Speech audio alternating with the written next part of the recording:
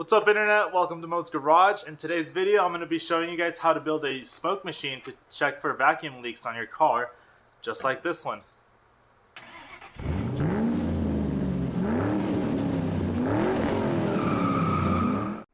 Alright everyone, so here are all the components that I'm going to be using to make this smoke machine.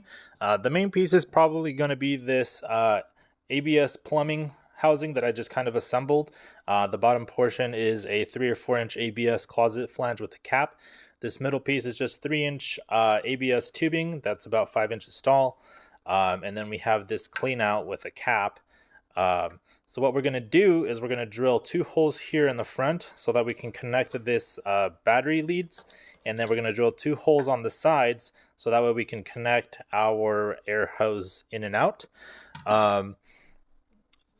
The resistance wire that I'm going to be using is this 26 gauge 100 foot Cathol wire. This is made for a vape, but in this case we're going to be using it to burn the baby oil. So to get started, I'm going to go ahead and start drilling 2 holes somewhere around the middle. Now I'm going to use kind of these 2 lines to kind of measure out where I kind of want them. That way they're somewhat even. And then I'm just going to drill the hole down the center. Alright, so there's one hole, and then here goes the other one. Actually, try to make it as center as possible. Alright, there we are. Alright, so now that we have those 2 holes drilled, we can go ahead and start drilling the other ones. Now, I do kind of want it to be at least at 180 degrees facing each other as best as possible. So what I'm going to do is, again, I'm going to use these ridges up here to kind of guesstimate where that should be. So since I have the 2 front holes kind of aligned with these 2 tabs, I'm going to make the other 2 big holes for the air fitting adapters in between here. So if we turn this guy around, measure kind of about halfway, and then start drilling some holes. Okay, so here's where we're going to want the hole. Now before I go ahead and start drilling with the big one, I'm just going to use the same one that I used to make these front ones, kind of as a pilot hole to keep the big drill bit from walking. Alright, so there's one, and then if we look, it's about 180 degrees, and then somewhere close to the middle, doesn't have to be perfect. There's the other one. Alright, and time for the big ones. Easy. Alright, so now that we have our holes drilled out, for those of you curious, I did use a 5/32 drill bit for the front holes, and then for these larger holes, I used a 15/32 drill bit. The front ones will actually depend on whatever size screw you decide to use. This was just sitting in my garage, so I just picked up a drill bit that would match the size or closely to it. And then if you do choose to use an MPT 1/4 inch air hose fitting, this should just thread in and make its own threads. So you can use that 15/32 drill bit. I also should have probably mentioned this earlier, but I haven't glued this down. And part of the reason for that is because, say I was drilling out those holes, if I made a mistake, I can just replace this middle piece rather than going out and having to buy a whole new housing. So let's go ahead and test fit our bolts just to make sure that everything is aligned, and then we can go ahead and glue it all together. Alright, so starting off with the air fitting, what you want to do is you just kind of want to push it in as much as you can, and then start turning it by hand.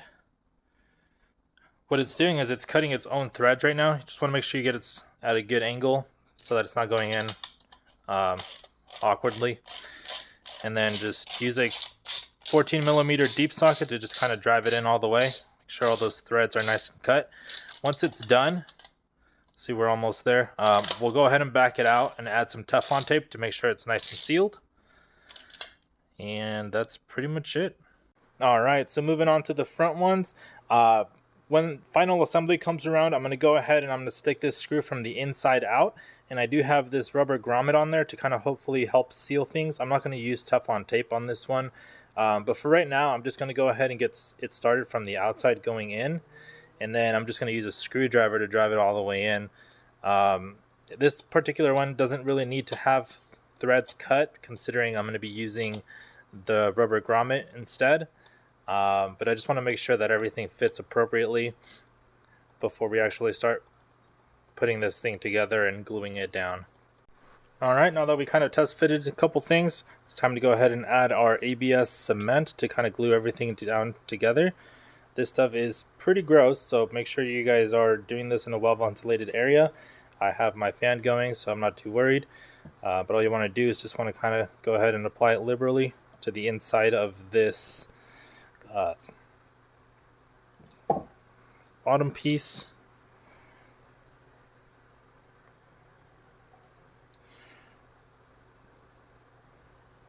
All right, there's that one.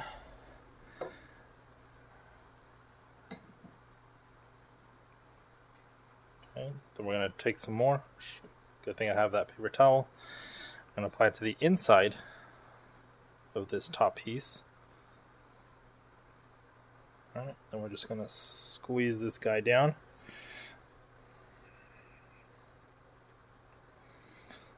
Like that. Perfect. Now we're going to give this a minute so that it dries up, and then we'll be back in a sec. Alright, so while we wait for that ABS cement to cure, we can go ahead and start prepping our wick. Now I do have my tape measure out, and as you can see, this wick measures around 8 inches. So what I'm going to do is I'm going to mark off 2.5 inches off of each end. So here at the 5.5, and then at the 2.5. And so what this does is it gives us an inner diameter of 3 inches, which is roughly about what the inside diameter of that housing will be. And then I do have this resistance wire pre-cut, and this measures out to be somewhere around 14 inches. The reason I did that is because with 14 inches I get around 4.5 ohms of resistance, and my power wire over here, this has a fuse rated for 7.5 amps. So for my particular application, I do need a little bit higher resistance, just so that way the fuse doesn't blow when I connect it to the power of the battery.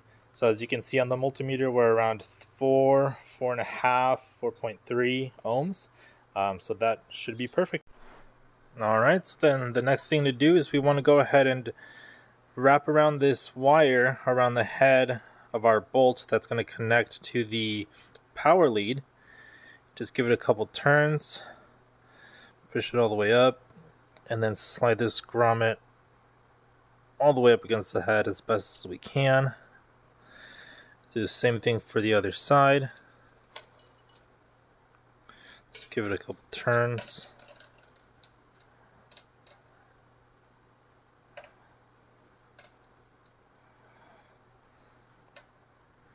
Should be good. And go ahead and stick our grommet on here. Nice and tight. Also nice and tight. And then what we want to do is we want to give ourselves some space, and then just start wrapping it around between the two black marks that we made initially. Okay, so I'm going to go ahead and scoot these over. You don't really need a lot of this resistance wire. I'm just trying to make sure that there's enough line to kind of connect to the holes once it's time for final assembly.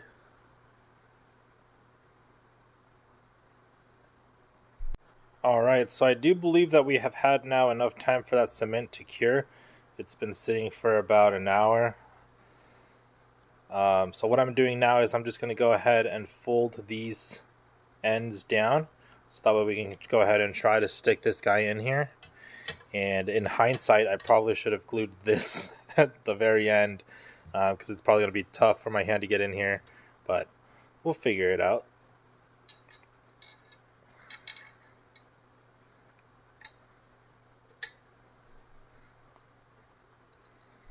Okay, so after some messing around with this thing a little bit, I was finally able to get those screws in there. You can see that the wick is in there. I have those two rubber grommets on the screws. Not sure how well you guys can see that, but see how there's this hole up here at the top? Well, I was able to get the wick on inside of the other two down there. That way, if there is ever any mineral oil that kind of goes in there, the wick will suck it up. In case you're ever running low type of situation. So what I'm going to go ahead and do now is I'm going to go ahead and add some Teflon tape to the air connectors, and then I'm actually going to add another rubber grommet to the end of these two, and then we can go ahead and start tightening everything up.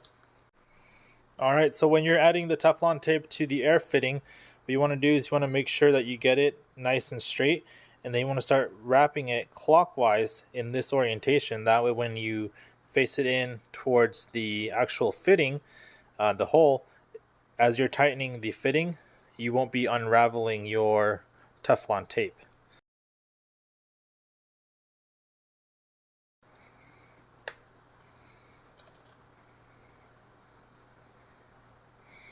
Alright, then let's go ahead and start adding it in by hand. Now that it has those threads that are cut, it actually screws on pretty easily. We can go ahead and tighten it up the rest of the way with our socket. Alright, there it is. Alright, so now to work on the front bolts, I'm just going to go ahead and stick my hand in here to kind of keep it from backing out, and I'm going to go ahead and add another rubber grommet just in case the first one doesn't seal enough. The second one should kind of help keep it from leaking out. Alright, there we go. Alright, so now we're going to go ahead and add a washer to the bolts. And then we can go ahead and add our battery leads. The orientation of positive and negative doesn't really matter right now, so I'm just going to go ahead and use this right-hand one as the positive. I'm going to hold it with one hand, then I'm going to add another washer, and then we can go ahead and kind of hand tight the nut, just kind of keep things in place. And then do the same thing for the negative. Alright, just like that.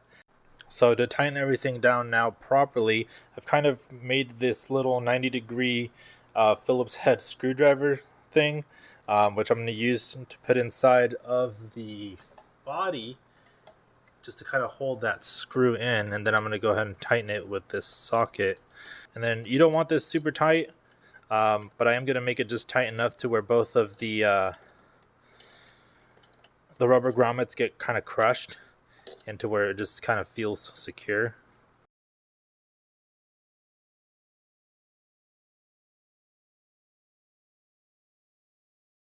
Alright, that feels pretty good. Looks decently tight in there. So I think we should be good to go.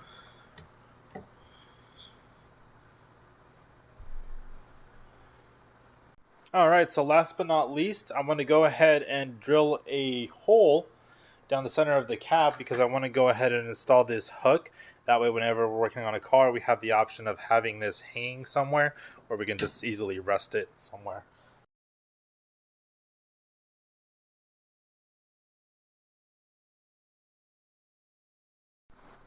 Alright, so now that we're ready to go ahead and test this bad boy out, let's go ahead and get our baby oil. Open this bad boy back up. Have a small little hole in there. I'm just going to pour some down in there. See if I can get you guys a better view. So there's a decent amount, and then I'm going to go ahead and get the wick wet.